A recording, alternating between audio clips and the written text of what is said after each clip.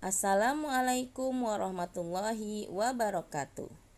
Apa kabar anak-anak soli dan solihah semuanya? Semoga pagi ini kalian masih dalam keadaan sehat dan terus semangat untuk kembali belajar bersama Bu Irma. Sebelum kita mulai belajar seperti biasa, mari kita awali belajar kita hari ini dengan membaca basmalah. Bismillahirrohmanirrohim. Nah, hari ini kita akan kembali belajar tematik, yaitu tema 7, subtema 1 dengan judul Teknologi Pangan. Oke, anak-anak sekalian, sebelum masuk materi, Bu Irma mau tanya dulu nih sama kalian. Kira-kira kalian pernah tidak ya makan makanan yang namanya yogurt, tempe, susu, keju, nasi, dan lain-lain? Nah, tahukah kalian makanan-makanan tersebut itu merupakan hasil pangan? Nah, kalian sudah tahu belum apa sih artinya pangan? Ayo, ada yang tahu tidak apa artinya pangan? Oke, kalau belum tahu, baiklah Bu Irma bantu kasih tahu kalian. Jadi, pangan itu adalah kebutuhan pokok manusia yang biasanya berasal dari hewan atau tumbuhan yang dikonsumsi manusia untuk memenuhi kebutuhan sumber energi. Kebutuhan pokok manusia yang berasal dari hewan biasanya dihasilkan dari hasil peternakan. Sedangkan kebutuhan pokok manusia yang berasal dari tumbuhan biasanya dihasilkan dari pertanian atau perkebunan. Jadi itulah yang disebut dengan pangan. Lalu, kenapa harus ada teknologi pangan? Ayo, kenapa? Tahu tidak? Nah, jadi hasil peternakan dan hasil pertanian itu tidak dapat bertahan lama sayang. Ya, karena makanan tersebut mudah membusuk dan tidak dapat dikonsumsi lagi. Nah, jadi cara yang dapat kita lakukan untuk membuat makanan tersebut bisa bertahan lama adalah dengan menggunakan teknologi pangan. Nah, sekarang kalian tahu tidak apa sih itu teknologi pangan? Nah, teknologi pangan adalah penggunaan ilmu pengetahuan dan teknologi untuk mengolah hasil pangan sehingga menghasilkan makanan baru dan membuatnya bertahan lama serta tidak cepat membusuk. Lalu, bagaimana cara mengolah hasil pangannya? Nah, gimana ya kira-kira caranya?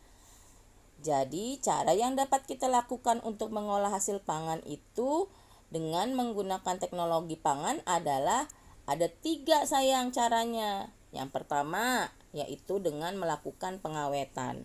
Yang kedua adalah dengan melakukan pengemasan. Dan yang ketiga adalah dengan melakukan penyimpanan. Kemudian kira-kira teknologi pangan itu ada nggak ya manfaatnya? Tentu saja ada ya. Di antara manfaat teknologi pangan adalah sebagai berikut. Yang pertama yaitu membuat makanan menjadi lebih awet. Yang kedua, membuat makanan menjadi lebih bernutrisi. Yang ketiga, membuat makanan bebas dari penyakit. Yang keempat, membuat makanan lebih praktis untuk dimakan. Yang kelima, dapat mengurangi sisa bahan pangan. Yang keenam, yaitu meningkatkan kreativitas produsen pembuat makanan olahan. Dan yang terakhir, yang ketujuh, adalah meningkatkan pendapatan produsen pembuat makanan olahan. Nah, setelah kalian mengetahui manfaat teknologi pangan, kalian juga harus tahu apa aja sih kira-kira hasil dari teknologi pangan. Nah, di sekitar kalian banyak sekali ya makanan-makanan ya. tumbuh-tumbuhan, sayur-sayuran ya. Yang dari hewan, yang dari tumbuhan itu banyak sekali. Nah, sekarang coba kita lihat kira-kira apa saja sih hasil teknologi pangan? Coba, siapa yang tahu singkong? Ya, yang pertama singkong. Singkong itu menurut kalian kira-kira bisa dibikin apa? Coba. Iya, betul sekali. Hasil makanan olahan atau hasil teknologi pangan dari singkong adalah bisa berupa keripik atau tepung tapioka. Nah, kalian pasti suka makan keripik singkong, ya. Oke, kemudian yang kedua ada jagung. Ya, ada yang tahu jagung kira-kira bisa diolah menjadi apa? Iya, betul sekali. Jagung dapat kita ubah atau menggunakan teknologi pangan menjadi popcorn, ya, atau ada juga menjadi tepung maizena. Nah, Bunda di rumah suka menggunakan tepung maizena, ya. Kemudian yang ketiga ada kedelai, sayang, ya. Nah, kedelai ini bisa diolah menjadi tahu, tempe, dan kecap. Lalu ada lagi kelapa. Ya, kelapa bisa kita olah ya menggunakan teknologi pangan menjadi santan, nata de coco, minyak kelapa. Kemudian sayuran. Nah, sayuran juga bisa diolah menggunakan teknologi pangan menjadi asinan atau keripik bayam. Enak sekali. Ya, kemudian ada padi. Padi kita olah menjadi beras. Kemudian ada buah-buahan juga kita olah menjadi selai, jus, dan juga manisan, ya. Lalu sekarang itu tadi hasil teknologi pangan yang dari tumbuhan. Sekarang hasil teknologi pangan dari hewan, kira-kira apa saja ya? Nah, Bu Irma bisa kasih tahu kalian di sini ada ikan, ada sapi, susu, ayam, dan telur. Nah, kalau ikan itu bisa diolah menjadi minyak ikan, bakso, atau sarden. Kemudian sapi ya atau daging sapi bisa diolah menjadi kornet, sosis, bakso.